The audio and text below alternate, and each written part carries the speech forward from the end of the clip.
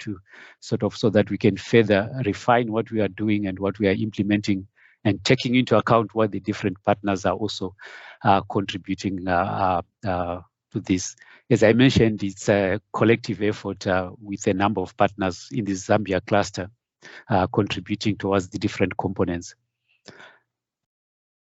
So let me then, having said that, maybe let me just start off by sort of maybe citing Young. I think he was well known for having commented on the importance of educating women, and he said that if you educate a man, you are educating a man. If you educate a woman, you are educating a generation. This particular observation is actually based on the fact that you do have lots of women take a key role in terms of passing education and nurturing and expanding on education. And it is within this context that we'll be discussing in terms of capacity development on the importance of ensuring that whenever we have capacity development initiatives, we're actually taking into account the different aspects of gender by making sure we address the interests of both men, women, and specifically one other element which has often been left out is also the youth as well, in terms of how they can pass the knowledge, and especially with climate smart agriculture and climate information services, where we're trying to look at the modern technologies that we use for sharing that information. Okay. Maybe, I don't know whether somebody wants to say something. Is it Chris? Is it just the mic? Okay, and then I'll proceed, and then I'll go to the next slide where we are saying, but why does gender matter in terms of capacity development? Why should we be thinking of the relevance of addressing gender? There are a number of reasons, some of which I'll try to highlight, is that once we are talking about AICCRA, where we are talking about climate smart technologies and climate information services, which needs to be scaled out. And we're saying that if no one is to be left out, you must also ensure that in terms of the capacity that is necessary, or the requisite capacity that helps us to inform and make sure that we scale out the technologies, that should also be addressed to both men and women. And as I've even said, that also looking at youth as well. If you look at the UN Women in terms of gender equality, well, when they are focusing on capacity development or training, they say that this should be as a tool or strategy or a means to effect individual and collective transformation towards gender equality through consciousness raising, empowering learning, knowledge building, and skills development. And we actually need to help women and men to understand the role gender plays and to acquire the knowledge and skills necessary for advancing gender equality in the daily lives and work. And if you look at Accelerating Equality Initiative from the World Bank 2022, there's also an element of capacity development or training. And for people, especially in the context of Zambia, where we are looking at people living with HIV, children, people with disabilities, the elderly, and the adolescent mothers, how do we ensure that if we are going to target some of these interventions to help them, how do you ensure that you also provide them with capacity enhancement in order to be better placed to respond to the changing climate? And we want to look at gender through an intersectional lens, and we would want to think that gender relations may be reconfigured through intentional capacity development, which is one mechanism of where you begin to chip away some of the unprogressive norms and cultural behaviors and practices. So this is why we think that capacity development is a key aspect that we need to be addressing, and we are addressing within the context of Zambia. I will just give you sort of for you to get an appreciation of the overall activities within AICCRA activities in Zambia, which could also relate to what you're also doing in the different countries that you might be working in. For instance, we are looking at knowledge generation and sharing for effective climate information services. And then under this, we're looking at the gender equality and social inclusion framework, where we identify men and women's information needs and channels for dissemination. Once you do that, you're also identifying the gaps. How do you then empower them through capacity development? And the same thing that we are doing in the second component, which is on partnerships for delivery. Here we are looking at the accelerator activities, or what we are also calling the bundles. We're looking at the internships as well. And we also looking at climate smart agriculture for women and youth entrepreneurs through the webinar series. Through all these mechanisms, how do we ensure that we are providing capacity, or we are building capacity in order for men, women, and the youth to be better placed to respond to climate change within Zambia? And we're also looking at the last aspect, which is supporting the uptake of climate smart agriculture innovations through piloting. And linked with that is also an element of co-designing and testing and deploying. But within that context, we are looking at how do we make sure that people have capacity in order to be able to do that. So this is almost as in the form of an overarching view to show you how we're looking at how, when we're talking about capacity development, it's actually embedded within the different, the three pillars that we are looking at within Zambia, which might align with the different activities that you are also implementing in the different clusters. I'll then quickly go on to say how are we actually doing it in the different specific activities, and I'll quickly go through the different activities. For instance, one of the areas where we are looking at is we are elevating female farmers as role models within aquaculture. And the main objective of this is to identify lead model female farmers involved in aquaculture production who are currently successful and can be role models for other female farmers. If you look at the way we are approaching this, is that peer-to-peer learning is a great way of exchange and sharing experiences. And here, one of the key aspects that we are doing, where we are bringing in the gender aspect, is that who are the role models? You see that in a number of training mechanisms, they try to focus on men as the role model farmers. In this particular instance, we are actually using some female role models who we have succeeded and who are successful. And these are then sort of using this to engage with the other farmers so that the other farmers know that it's possible to be an aquaculture farmer as a female farmer. And here we are looking at various examples. For instance, we are looking at livestock fish integration. And we had training on this where we had 55 participants. 27 of them were women, of whom 28 were men. So we actually targeting most of our capacity development initiatives to make sure that we include as many women as possible. And within that particular group, 21 of them were youths. And for youths, for us, we're looking at those who are 35 years and below. And we have also done capacity development in terms of chicken and fish integration, and also goats and fish integration. Here we also try to look at integration now for chicken and fish, for instance, so that we're also looking at the sort of livestock that the women are keeping as well. But not also stopping on that, but also using model farmers. We have even gone beyond that, and they are doing greater things.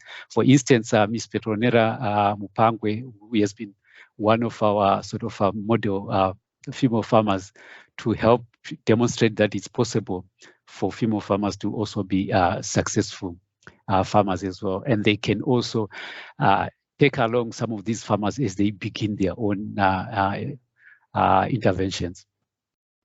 These are just images to show you some of the training exercises where we also demonstrate with our colleagues. This particular activity is being led with our colleagues from World Fish, and they are showing the training activities, and where we also have women being part of the trainers as well, demonstrating what they are doing.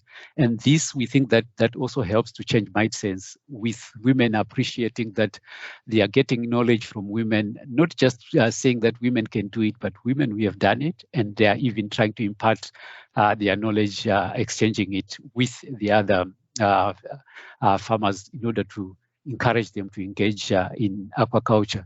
And also through this training, they will also be showing the benefits in terms of nutrition and what the changes they have experienced as a result of investing in this. We also linking this, their practice with climate information services. I will go to some of the information that we look at so that you see how we are linking this with climate change and how it even impacts their understanding of the changing nature of diseases as a result of climate change and how they are getting information through the different climate information services that are being provided. So these are some of the things that in terms of the actual content that we are looking at. For instance, we'll be looking at technologies, products and services, the different production systems that they are using, the hatcheries, the feed distribution systems. And we also, in some cases, even in one of the training sessions, we were even demonstrating how to produce and make feed locally so that you don't need to depend on feed from elsewhere, but as a way of reducing your cost, how you can use the materials that you have within your own farm to produce your own fish feed, and how you can also have linkages with other production systems. And then we also look at the issues of value chains, target groups, the aquaculture, small livestock, chicken. What are the market value chains that you need to follow, and how can women engage in the different value chain steps?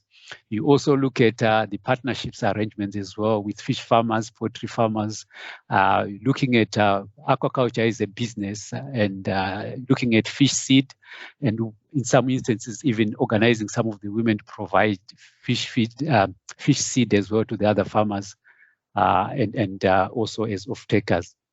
And the links with extension agencies as well. Here we're also making linkages with the private sector as well, and making sure that the private sector can also bring in women and supporting them so that as successful farmers and engaging others as well. And the main regions that we are working in Zambia is Northern and Luapula provinces. And then this is just an overview of some of the images that we're using for training. And the important thing is that this model looks very sophisticated, but we also do have simplified models to say that for farmers, you don't need to have maybe several ponds. And this is where the entry points where you are bringing in women, maybe who might have limited assets, but you also demonstrate to them, and also when they visit the actual aquaculture farms, they are also visiting these very small or starting up level aquaculture farms where people, even with limited resources and assets, can also start aquaculture production. And then here, these are some of the things that we also do in terms of the actual training. So instead of just looking at aquaculture production, there's also discussing gender roles. What are the gender roles that they're experiencing? We do have the second picture where women do the role plays. And on the third picture, you're seeing also women, a man and a woman both involved in aquaculture, explaining to the other participants what it is that they do, taking turns to explain so that you are not just getting knowledge from men, but you're also showing that other female farmers are also experienced and they are experts, and they are imparting the knowledge which they have to the other farmers to develop in order to develop their capacity as well. And I'll then move on to the other activity that we're also doing is capacity development for climate smart agriculture or climate information service for women farmers. And this particular activity is being led by Better World Innovations. And This was during one of the training sessions that we also visited. I think in November we took part in some of the training sessions. I think, I don't know whether you might not be able to see. Well, in one of the pictures, my colleague Colin and myself are part of, with part of the women who were going through training. But the main objective of this was to ensure that training takes into account vulnerable women, including gender-based survivors,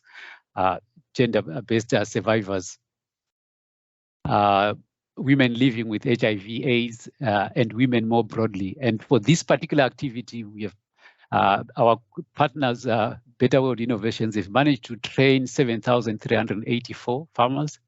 And of these, 6,343 were female farmers, which is about 86%. And then with about 14% of those 14% of those trained were also female youths as well. And this is quite important for us, I think, in the sense that we are actually, their target is women, going beyond just women, but also looking at those who are survivors of gender-based violence and women living with HIV and AIDS. And maybe I'll also mention some of the issues that arose.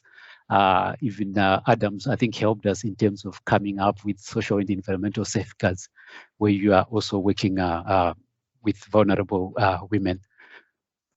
And then one of the other things that we're also doing is through Better World Innovations, we have developed a Harvest app. And this app is now available. People can access it and you can sort of use it. And but here our question was that, how does this app benefit vulnerable women farmers? Yes, it's good to have an app, but how do we ensure that women also are deriving benefits from this particular app? And so we ended up with practical recommendations on improving just elements on the use and application of this application, this app. And then what we then, with Better World Innovations, managed to do is that they have identified 27 farmer aggregators, because we realized that not all the poor farmers, especially those who are vulnerable, do have access to an app. So these farmer aggregators, these are farmers within the communities. We have access to the mobile app. They get more extensive training. They then help and interact with the farmers. So they have a number of farmers they are working with within their particular group, so that all the information which needs to be uploaded on this app is done by these aggregators. This then ensures that the app is more people could access the benefits of the app even without having a smartphone. And we also, in general, I think they are reaching 50,483 farmers. And we think that this has been much improved as a result of the use of these aggregators. Otherwise, it was going to be impossible. And one of the things that I need to also comment is that we are also using an app as not the only mechanism. There are other mechanisms that are also used for capacity development alongside the app itself. Some of them include even dramas with community dramas, and using the conventional extension approaches. And also I'll mention later some of the use of the radio as well, the community radios. And then the other program that we're also engaging on, we have an internship program, and the main objective is that when we are doing internship program, we are developing capacity, especially for university students and college students who would be future people working within agriculture. How do we ensure that these interns are also reflect the gender balance? And you would see that for our internship, because of these are university students and college students, so we're looking at 100% youth. And for the ones that we have onboarded, 61% of them are female, with 39% being male. And one of the lightning gem sessions that we had, you would see that on one of the pictures, it was one of the gem sessions where we were bringing the youth and they were discussing different practical climate information and climate smart agricultural solutions. So we would have different teams to say, how do you resolve this?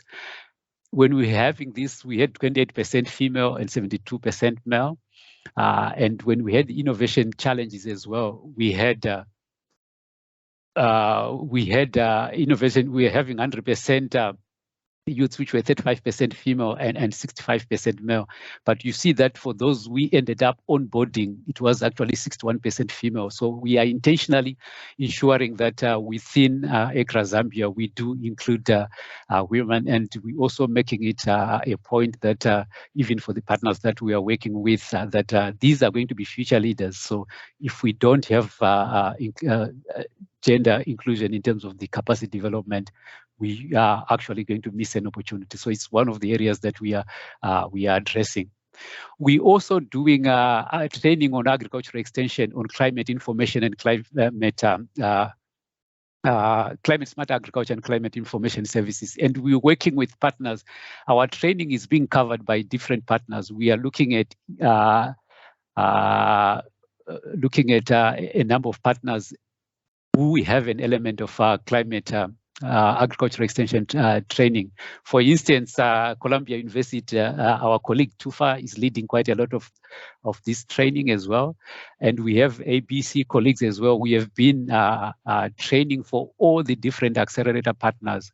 We are training trainers on climate information and climate smart agriculture, so that in turn they would go and also train others. Here, the image that you see on the right is also, we do have some of the people who were part of training of trainers workshop, and then when they go back, they then also go and extend the same training. And we are covering different aspects of training: climate risk management, agricultural extension, climate basics, climate information products, and climate sensitive agricultural decisions, integrating climate services into agricultural extension, drought and flood and early warning systems. We're also looking at how do you ensure that in whatever you do, you are also integrating gender. And that capacity development, one of the requirements is that we actually request that we also have representation from agricultural extension officers and the partner ministries, that they also bring in experts who are both female and male experts as well, so that we are balanced in terms of the training that we are embarking on. And then we also trying to look at our training is also linked to applied capacity development. For example, through what we are doing through our partner Better World Innovations, we have a group of adolescent mothers who are also benefiting from the capacity development through Better World Innovations, and they are running out a number of smallholder farming activities and also greenhouses. And here, one of the participants of this group was showing us through some of the things that they've been embarking on. And just behind here, they also introducing aquaculture as well, the sort of for production. And they were also looking at crop production. When we visited, I think they were producing some vegetables as part of their horticulture production. So what we are saying is that we are applying that the capacity that they gain is applied by implementing through horticulture and other agricultural productive activities. So when they are talking how to respond to climate change, they are not just getting that knowledge, but they are getting to apply the knowledge on the ground as well. And then I'll also highlight some of the things that we are also working with our colleagues as well from Comaco, where we are looking at legume value chains, changing lives and protecting nature. Here, we're working with the Tetezo Farmer Federation. Here, these are sort of the farmer groupings. And here we have 62 multi-purpose farmer cooperatives working with about 230,000 farmers. And here, 52% of the federation members are female. And 60% of the training participants, most of the on climate smart agriculture, how to take care of nature, agricultural production, but also taking into account climate changes, are female. And the federation chair for this, she's actually female, and she has also been engaged as well, not just within Zambia, but she has also engaged at even international fora, including COP in the COP participation in Egypt as well. So we're trying to make sure that there's quite a lot of sharing of knowledge and capacity development. And we also continuously also assess the gender elements within the capacity development. And we also, maybe I'll quickly, I know Therese, you had said 20 minutes for my presentation, so I'll quickly rush through. And we're also looking at climate smart agriculture through these cooperatives and taking the role of both men and women on the farm, as you see from the image, where we bring in the different, both men and women in terms of the knowledge and capacity development. And focusing, we are focused on tree production, for instance, 50,000 trees being produced, but also training them on financial literacy and management, and even having certification of groundnut, which is one of the crops that they are producing as well. And we also increasing access through the federation to about 140,000 farmers. And we're also linking this with Farm Talk Radio. As I was mentioning, that our capacity development and training is also going through different means as well, so that we complement the different approaches. And we're also contributing to the climate information services, to the Munda Makeover, which I'll also mention in a minute or so. And then for the Munda Makeover, what we are doing is that we would want to ensure that gender is included in the Munda Makeover shows through identifying female farmers and ensuring that women also appear and are lead farmers in some of the shows. When you are talking about a farmer, in some books, they tend to show an old man, but here we want to also show women as being lead farmers who are getting climate information service, climate smart agriculture, and they are applying that information on their farms. And so this is a TV show series which has now begun airing in Zambia. So one of the things that we are also learning is that we want to make sure that communications in terms of climate information service, climate smart agriculture are gender intentional. And I'll try to give you just a few seconds before coming to conclusion of what we're doing, I think, within this particular Munda Makeover. So just a few makers.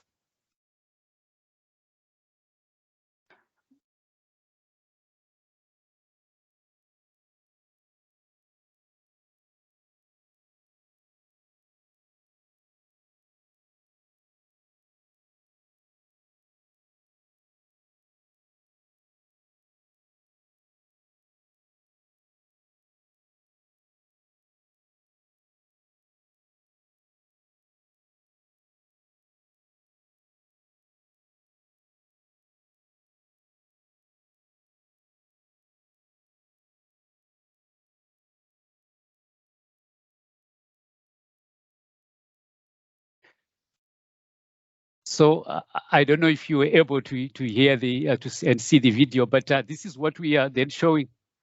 Can you please replay? Oh, okay.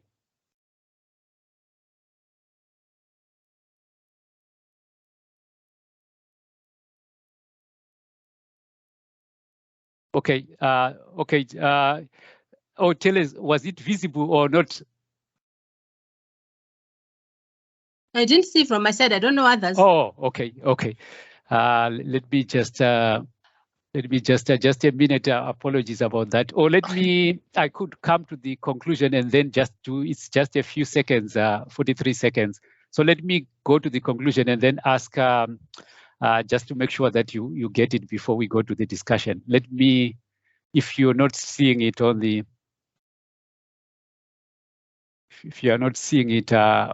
let me come to the conclusion and then I'll quickly come back to it so that soon after that we can have the discussions. Apologies about that. Okay.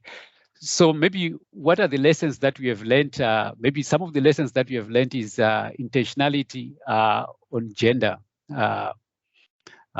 Here we need to go beyond work plans and focus on the impact pathways. For instance, we worked with all the implementing partners where we had a workshop where they go through the activities and their impact pathways and say, for this particular activity, what are the opportunities that you are missing on gender, and help them identify opportunities for including gender.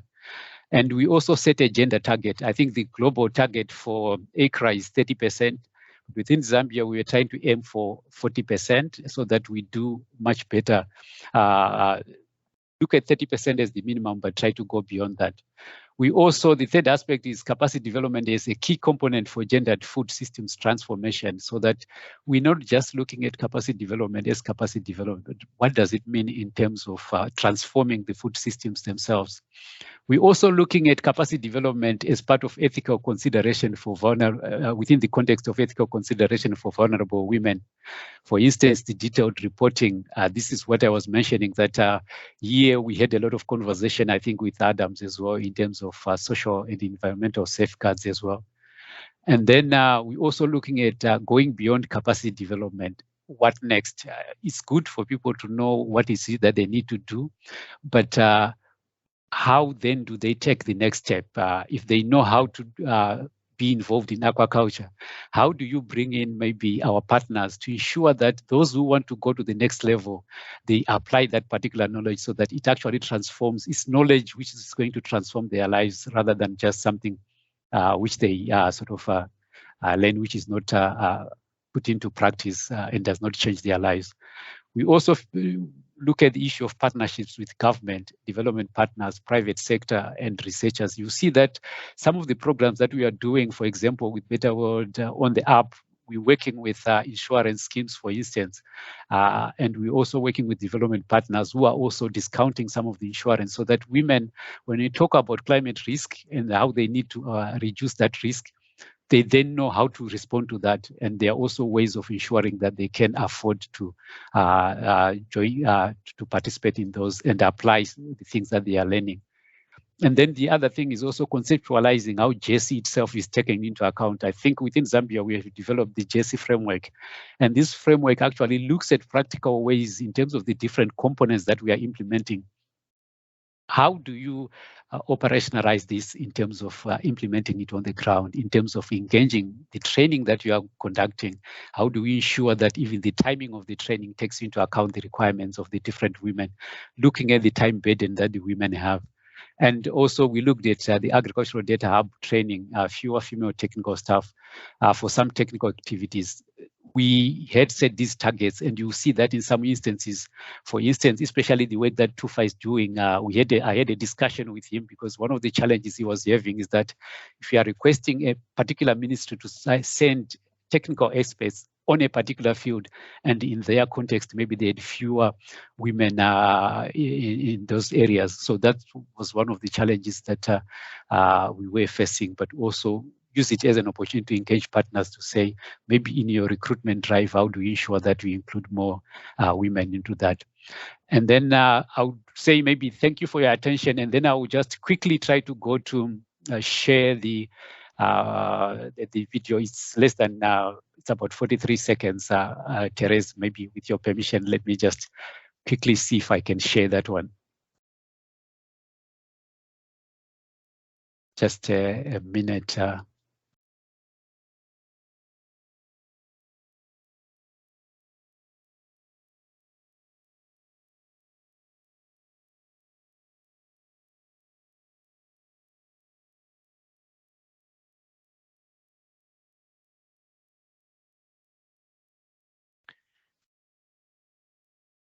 I'm assuming you are not yet seeing it as well. No, Everisto, it might be that you have to unshare and go to YouTube and show it to us from YouTube.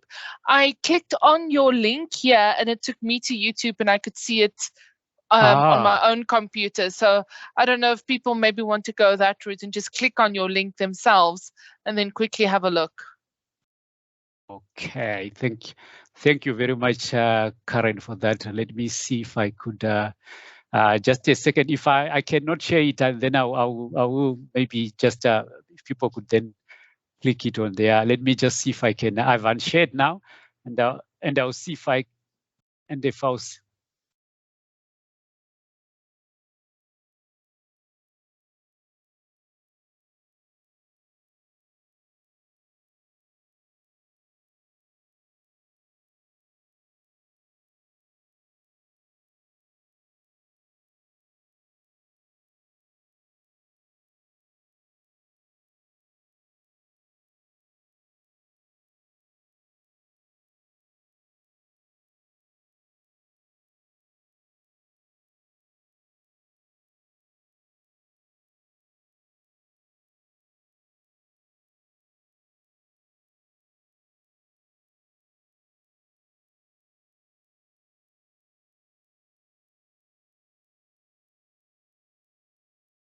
I don't know if you were able to see it now. I saw it, but I didn't get any sound. But that's okay, Everisto. I think people get a general sense. Okay.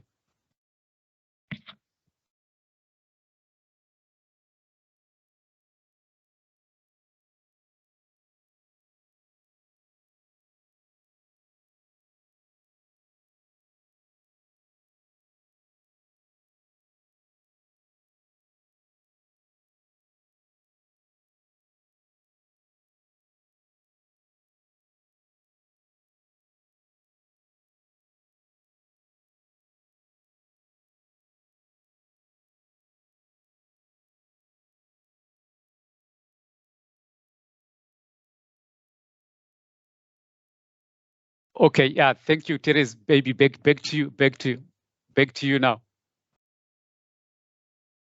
Thank you so much, Everisto, for the nice presentation. And yeah, we have really learned a lot from your presentation. You are doing a lot of work. And already I can sense that some results are coming. So I'm inviting participants to the meeting. If they want to ask any areas that they need clarification, or they also want to share their own experiences, the floor is open. Over. But also before some people start asking, Inga left a message in the chat box. Should like to ask to share also how other clusters are implementing capacity building activities in a gender sensitive manner. But maybe we could also discuss, learn from also other clusters. Thank you, and over.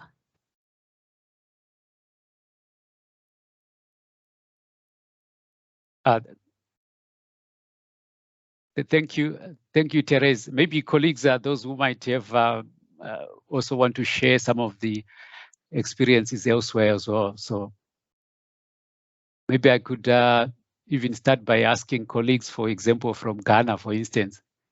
I see Faustina was here. If there are also other ways for us to learn from other contexts as well, but also other questions, as Therese said. If you have questions or comments, I think we want to take this opportunity to learn from what others are doing as well, so that we can further refine what we are doing on. If there's something missing as well, we would also expand on some of those areas. So through you, Therese, since you are chairing. Yes, thank you. Please. Maybe I can start while people are still thinking. I want to know, you said you are also working with people living with HIV and AIDS. I want to know whether you record their names. Are they free to join, to disclose their status?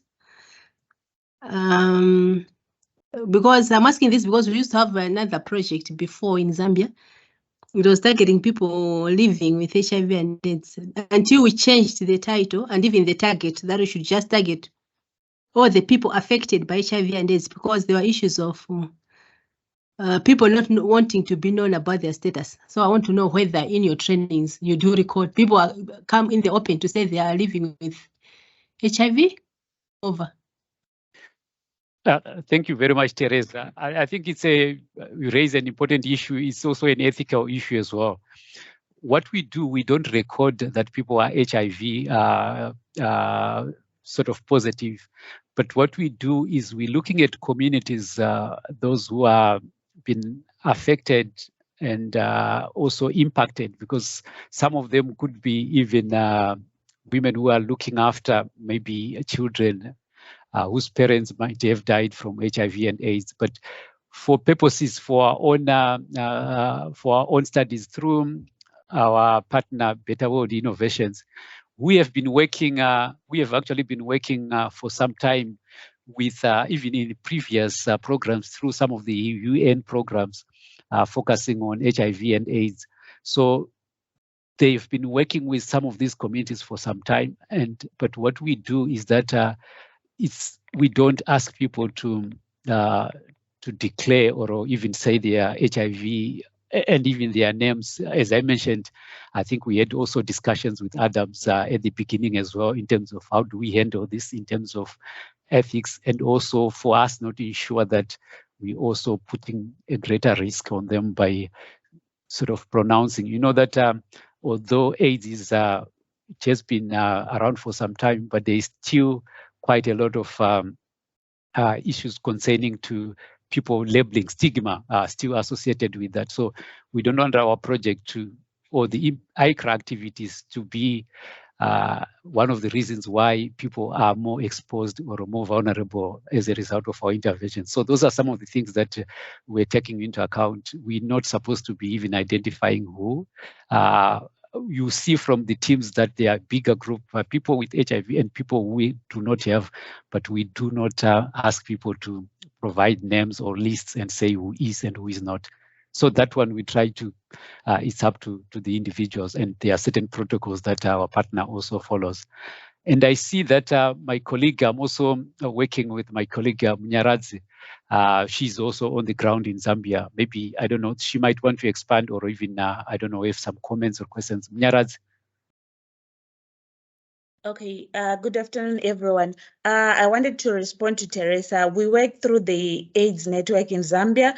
Our partner, Better World, works through the AIDS network. So within the specific area, we're working with the supply names, and we also have people who are on the ground. It's no longer like those days where it used to be. You have people working in the community, encouraging people to come out and also get assistance instead of like hibernating. So it's not like exposing, it's also trying to destigmatize such that it's as common as any other disease, even better than other diseases that takes people faster. You can live with it if you take those climate smart technologies or if you live better. So it's the similar, it's not only the HIV affected, it's also the gender-based, the survivors of gender-based violence, domestic violence. Also, we have got teenager mothers within those categories. So within the categories, if you really nurture their needs and through the different networks,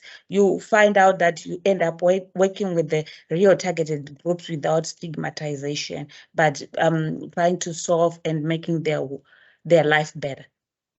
I hope I've tried to explain it better. No, thank you very much, Mnyaradzi. Thank you for the explanations on this. I think she raised a very good point, even the other one that I didn't go into detail for domestic violence, for instance, where they also, our partners do have some sort of training on how to go about it, because you want to make sure that when you are dealing with people who are vulnerable, they are not worse off as a result of your interventions.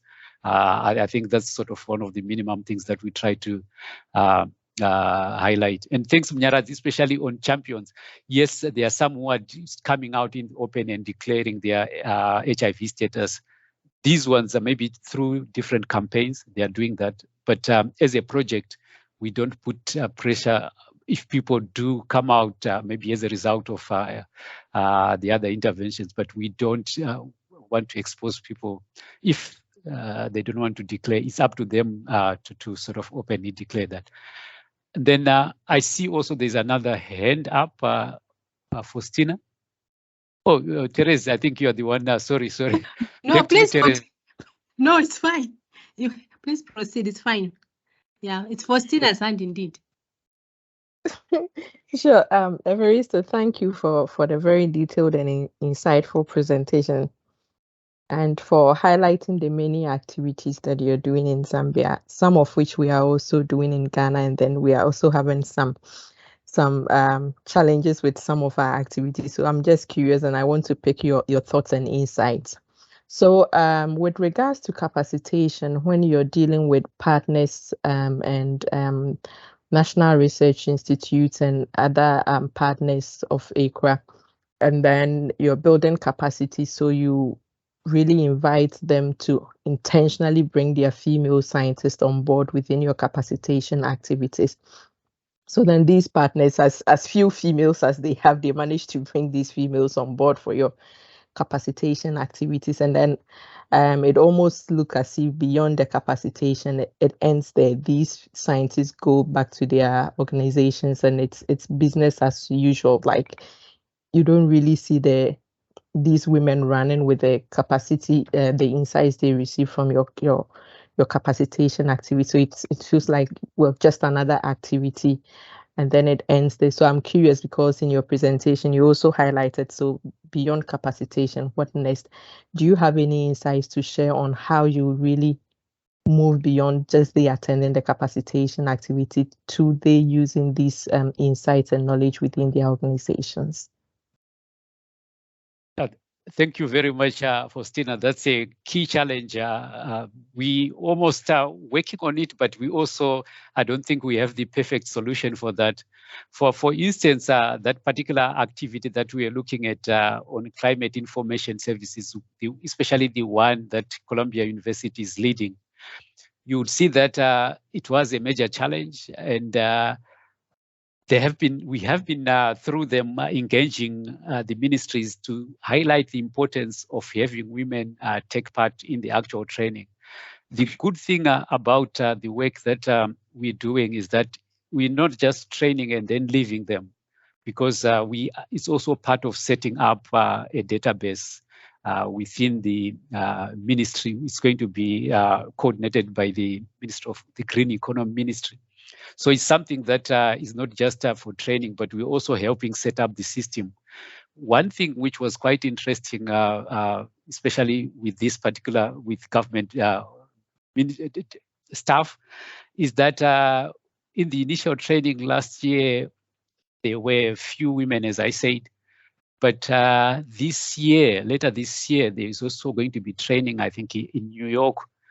And they are taking, if I'm not mistaken, I think they have slots for 3 or 4 people. But what is interesting is that that ministry has decided that it's the women who are going for that. It's not just a workshop, but it's going to be a long-term training for some weeks in New York for training. And I was pleasantly surprised to know that the people who are being sent in this particular training to New York are going to be, they are all women. So I would say it's a big, I think it's a big change from what Tufaye told me for last year in some of their experiences. So things do change, but it's almost like changing the norms and culture within the organization. It's not going to be a dramatic change, but we sort of chipping away some of the resistance and introducing some change. And we think that over time, with concerted effort across the different sectors, we might be having more changes. But I wouldn't want to say I have a perfect solution, but we think we are contributing towards that. And maybe some other colleagues even on this webinar might have other suggestions as well. So thanks, and back to you.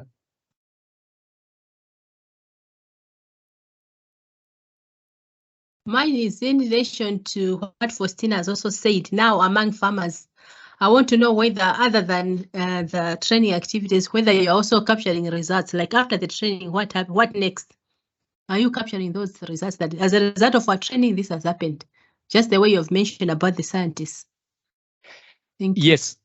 Thank you very much, Therese, for that. Yes, we are trying to capture the so what, so that, yes, people are trained, but how does it translate into actual activities? So what you would see is that after the training, maybe we might have more women going into aquaculture. So we are trying to keep track of that. For instance, if we look at what is happening in terms of, for instance, if I use the example of it's more of capacity development through the TV series, the Munda Makeover series, for instance. There is a follow-up survey that we do. It's also to make sure that we actually see how many people are actually taking on some of the practices. And the other example is also with our partner, the Better World Innovations, for instance. What we are doing is that beyond they providing training, but over and above that, they have set up aggregators in the different communities. The aggregators also follow up with farmers who take, for instance, maybe I didn't get time to go into some of the details. We have an insurance scheme. There is the input supply scheme as well, which are also offered at much more preferential rates. And the insurance scheme is actually subsidized as well. So you can even see how many people, for those trained, how many people have now sort of enrolled in the insurance scheme, how many have sort of started buying inputs through the app and through the aggregators, and how many are even marketing as well, and how many have even just sort of logged into the system and to ask for more information, to get information in terms of the agricultural information, climate smart agriculture. And maybe on that, I'll also ask my colleague, maybe Mnyaradzi. Mnyaradzi is on the ground for us in Zambia. Mnyaradzi, I think you might have more examples also to expand on that as we respond to Terezi and Faustina's question. Mnyaradzi, over to you. Okay. What we normally do after training or capacity building of some series, there's always some action plan. For example, the one he was using with IRA, we did a training on extension curriculum review and how we are going to include a weather forecast or seasonal forecast information within their calendar. So the next step is for those who have been trained to select one community that they are going to work with, and then after work with that community, train the extension workers on the ground from both private and public sector on how to disseminate, share information on various key cropping or livestock activities, and then how they can use climate information from different sources. So within that, after training, then there's a follow-up to see whether the trainer of trainers are effectively disseminating using whatever app they've been trained to use or information they've been provided. Are they really using that that way? So that's the way, like, you train them, then they do the training, and also they apply the techniques they've used in the real situation setup. Similar applies to the aquaculture bundle. The same applies. We have groups of farmers training other farmers. Then you also examine whether what they've been trained, what have been passed on is actually put into action through surveys or through some tracking of indicators that we have. Thank you. And also, maybe even Mnyaradzi, we also, thanks for that. We also have one of our partner who are called Repair. They are also into these small finance schemes where they try to ensure that if farmers are interested in any of the interventions, but they do not have capital, so they have this sort of financing schemes which are provided to ensure that our Repair will look at financing. So if a female farmer is interested, they can then also get financed to invest either in aquaculture or any of the other activities. So there is also that element. So thanks to you, and back to you, Terezi. Thank you so much.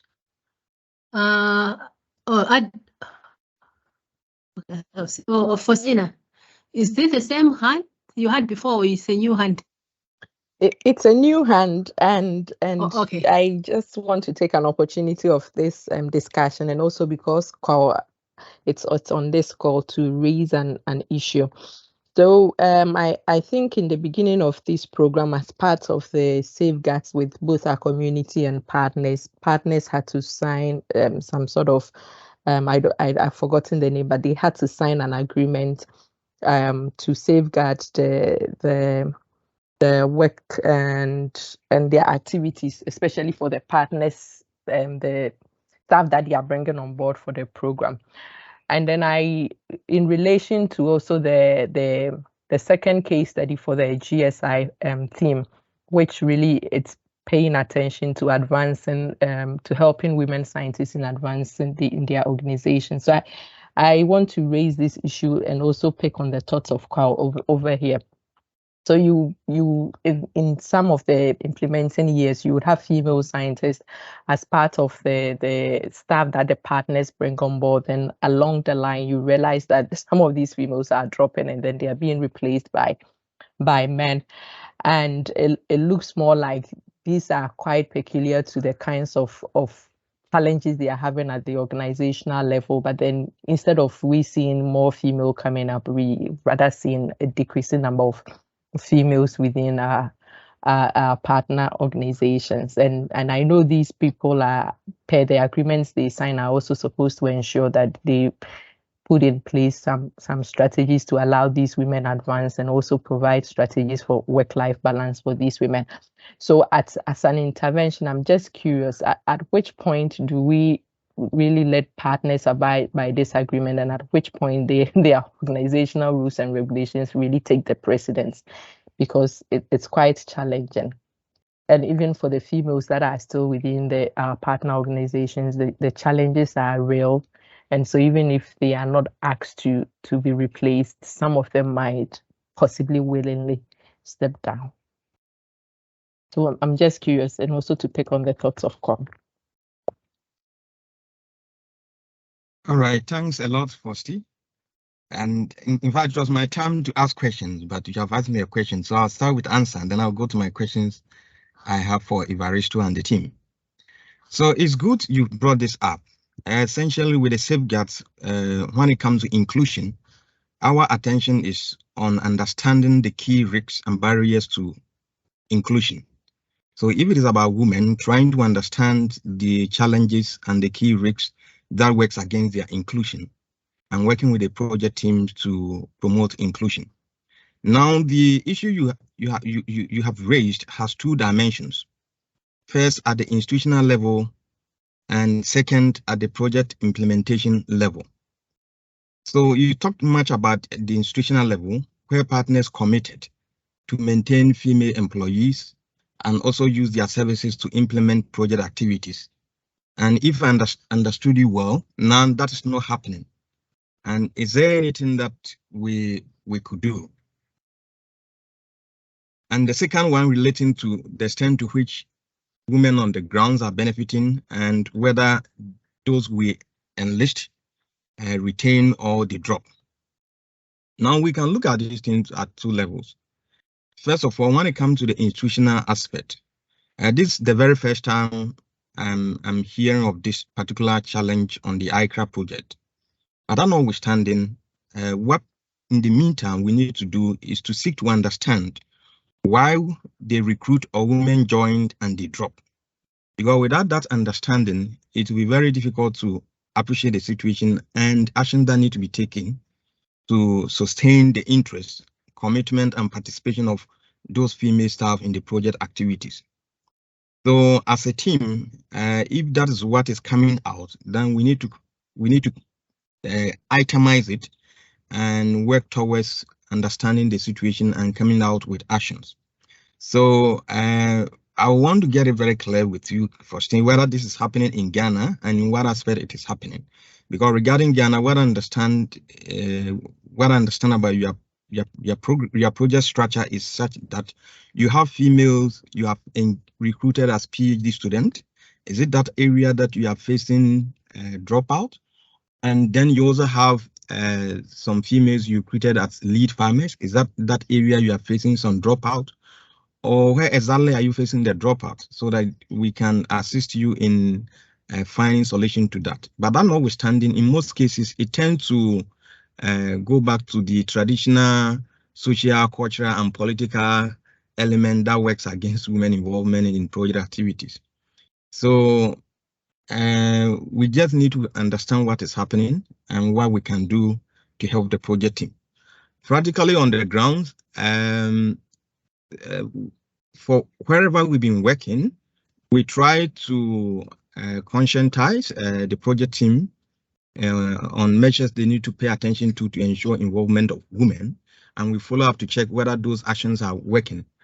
Regarding Zambia, as Everisto kept emphasizing in when they were designing their bundle projects, I was with them and I emphasized on a couple of things. And one thing I really recognized and appreciated was them coming out with a whole bundle to focus on social inclusion, targeting special group of people who have been at the margins and trying to see how they can also benefit from the project Climate Smart Innovation. In the case of Ghana, the Ghana project design initially didn't work it out in that way. I understood they were going to work it out in that way, but in practice it didn't work out. So last week I had a meeting with Mustafa and we thoroughly look at this. and I gave him some ideas on how he can deepen the project inclusion. So one of the recommendations I gave to Mustafa and I advised him to come and discuss with you was that initially the project built to work with Single Mothers Association in Upper East, but somewhere along the line they were left out.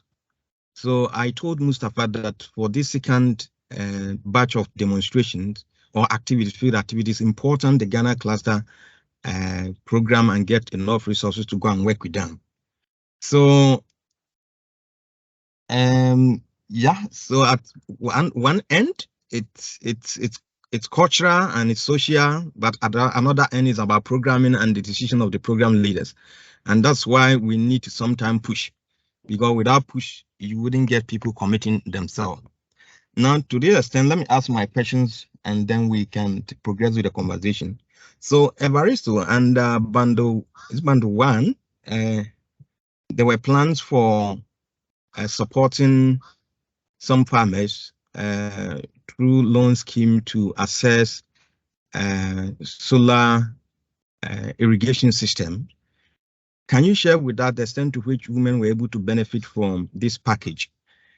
And generally, do you have some feedback from the female farmers you are dealing with, whether positive or negative, that you want to share with us? Thank you. Thank you very much, Carl. In fact, I think in terms of gender inclusion, we made less progress on that particular bundle. And one of the reasons was also the level of support in terms of land, the technical input that you need in order to go into solar irrigation. So we have had some challenges, and Karen and myself were discussing this. And one of the things which we were thinking we could work with, because we had a meeting with those providing funding, Lupia, last year in November when we visited Zambia. And one of the things was that we saw that maybe we are dropping out in terms of having more women access to funding. And what we proposed was that we would then help them develop some sort of a criteria for assessing those people who are applying for loans, so that that criteria would be gender sensitive and ensure that women are also able to access some of the loans coming from Lupia. And it's something that, unfortunately, my colleague Karen is just off now. She has another engagement, but what we're going to do is to help them develop this criteria to ensure that those loans that are going are also going to women as well. But one of the things that we also seeing is that, but it's also digging into the whole norms on agriculture as well, because one, you're also looking at access to land, maybe with also water. So already you're looking at who has land, and that further disadvantages women. Although we think that funding will make things a little bit better, so that women could even start with even some small, it could be gardens or whatever scale the woman is able to funding they can access. But part of the other reason is also to do with tenure and ownership of other assets which are necessary for them to engage within that bundle. So that's one of the reasons why I think in that bundle we haven't, compared with other bundles in terms of gender, we haven't been able to make as much progress. We did make progress, but it's not as much as in other areas. I could even ask, I don't know, Mnyaradzi, do you want to comment also on that as well? Mnyaradzi, if you would want to comment. If not, that's fine as well.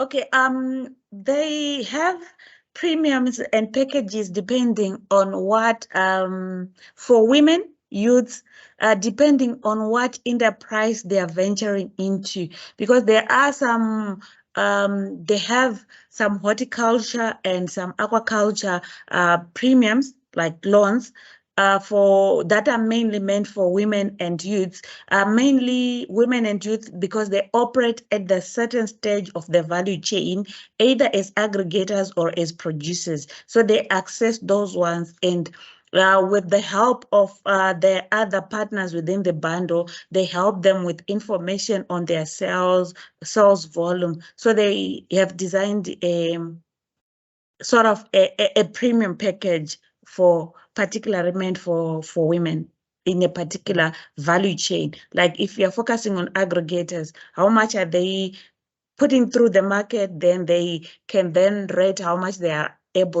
can afford to pay back according to their financial capital needs. Thank you very much, Mnyaradzi. So I think that's one of Adam's. That was one of the concerns that we had, and we also looking at other initiatives as well. I think colleagues at I think we do have other colleagues working on sustainable financing, and we know that they are also trying to look at. We had discussions with some, I think, in Rwanda. Where we were also saying that this is also one of our main concerns, that because especially discussing with Rupiah, they don't seem to be going all that extra way to understand their clients, in the sense that they need to understand what are some of the setbacks women are facing in accessing those funds, and what are the changes they need to make to accommodate, to go a little bit of an extra mile to make sure that women also benefit from that. So it's also one area that we will be trying as much as possible to ensure that they have better access to some of the funding as well. And Therese, over to you. My last remark. Yeah, my last remark is that following the project closely, one thing I have learned is it's not easy making gains on women inclusion, sustainable gains on women inclusion. And one thing that seems to be working very well is, in particular, when you tend to focus on special niches where women have interest. So for every value chain, there will be areas where women have interest. So how do they manifest? If it's about food crops, there could be certain specific crops they have interest in. Or even if it's about one crop, there could be certain aspect of the value chain, either the seed, harvesting, marketing, that they have interest in. And these are the niches that, in most cases, if you focus on, you end up getting low-hanging results, sustainable or low-hanging results to achieve, and results that you can work towards sustainable gains. So my advice is that as we continue with the project implementation and seek to revise our notes and our activities, let us also pay attention to special niches where we can deepen our progress on women involvement and its sustainability. Thank you. Thank you very much for that comment. Yes, I think we will take this into account to make sure that for the crops that we are looking at, we're also looking at things that women are interested in. For instance, if we give an example for Komako, one of the crops they are also focusing on is on groundnut, and they have even had certification for export as well. And you would see that groundnuts also, they tend to be crops, I think traditionally, although it's changing once they become commercial, these are also crops which were considered usually for women. So it's also an area where they might have a comparative advantage. So thanks a lot for that. I think we'll keep on reflecting across the different crops and see how we can ensure that we align with some of the crops, and also even understanding that, but also looking at the traditional main crops, so that once you break the gender barriers, you are also bringing women into something more profitable as well, but also adding value to the female crops, as you say. I see, Faustina, your hand has just gone up. Please go ahead. My apologies, Therese, we have gone beyond the time, but I think these are very good comments which would help us as well. Yeah, the aim is to discuss. So for those that are free to have discussion, others are leaving when they're committed, so we can discuss it. Definitely. So, Carl, thanks for the insights that you shared on the question I asked. And just to clarify, it's not like it's a big challenge, but consistently you see women from the partner organizations coming for the meeting, and as time goes on, these women are no longer coming for meetings, and you engage them and they are having real challenges, mostly at the institutional level. So at a program, my question was how we could help them at that institutional level, because we also want to use our project to sort of help them advance. So thanks for the insights that you shared. And then on your last comments that you made, in Ghana, for instance, we found out that within the CSA CIS information that we were sharing, in many of the value chains that we were working with, women were producers, but compared to men, there were probably few women producers, with the exception of course, the cowpea value chain, where women really dominate. So another angle we looked at was the fact that they make up the majority of the small-scale aggregators within the community. And for these people, the market information was really key. So part of what we did was to bundle the market information together with our CSN, CIS in the deliveries in these communities. And we saw that it was really helping many of the women who made up the majority of the aggregators within the community. So yeah, just to share this thought. And also, Adams, we could pick up additional discussions on the side to really see how we can deepen the inclusiveness dimension in the Ghana cluster.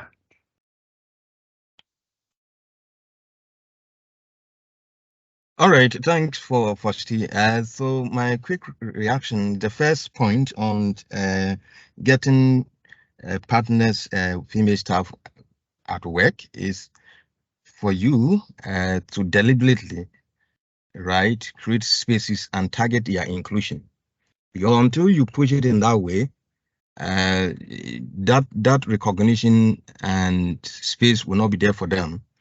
So for instance, under the Kenya cluster, in the cluster, project coordinators are always very much particular about women involvement. So most of the initiatives that they are driving under the cluster are led by women, and they deliberately work towards that.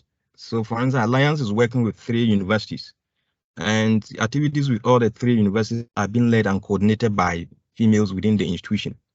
And also other layers of activity they are doing, they specifically give them quota to ensure that the women are also involved. So it's come from the project designers, and you can work with the project team to set some of these quotas and create spaces to involve women who come for your training.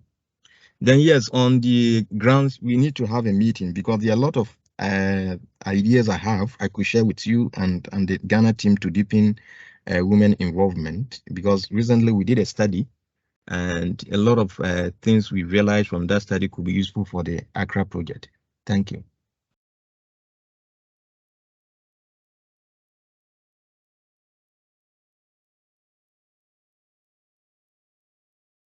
Okay, thank you so much. I don't know, Faustina, if you want us to discuss, or we can now conclude. I think we can conclude. I'm okay. Very insightful. Okay, yeah.